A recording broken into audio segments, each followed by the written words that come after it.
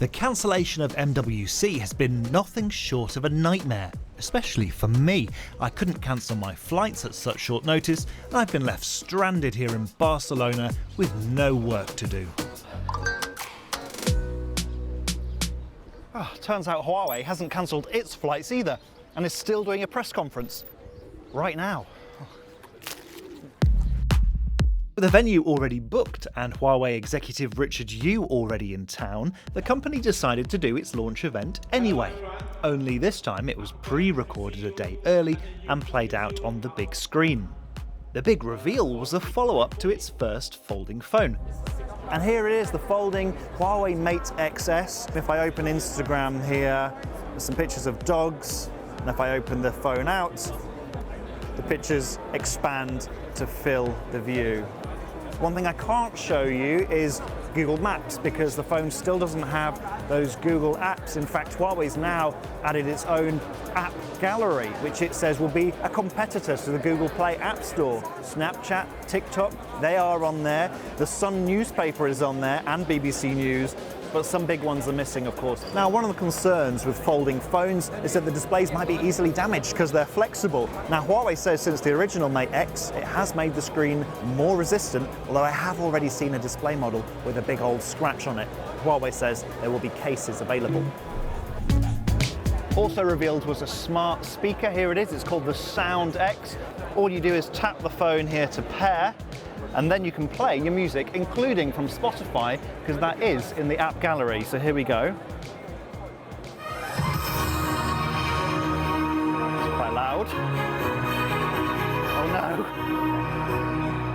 no. So one thing they did tell me is you can put your hand over it to silence the speaker if it's too loud, and that should have silenced it there. Now the company says the way the speakers in here are configured is that one faces this way, one faces the other way, so the vibrations cancel each other out. So they say you can turn it up twice as loud as the Apple HomePod without it vibrating itself off the table.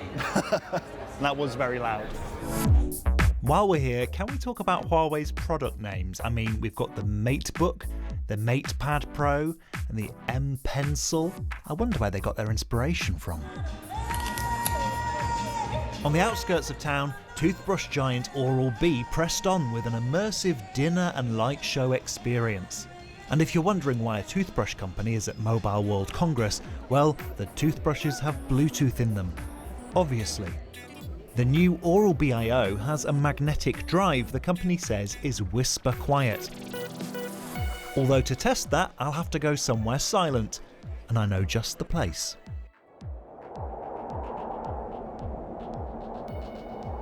Usually at this time of year, this place is full of the world's mobile phone industry, but I can't think of a quieter place this time to test this toothbrush. So here we go. I'll hold them the same distance from my mic. So here's the regular Oral-B. Very noisy. And here is the new one.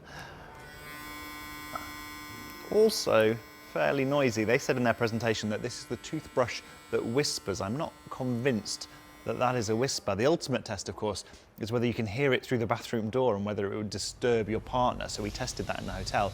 And the resounding result of our very scientific test is, yes, you can still hear it through the bathroom door.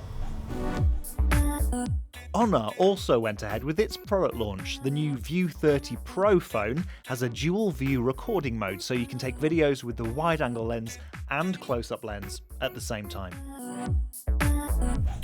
Realme was planning to come to MWC for the first time this year, though it did its product launch in Madrid instead.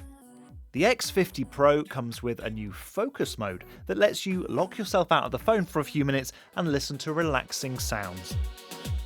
Perfect to combat the stress of reorganising your plans due to coronavirus.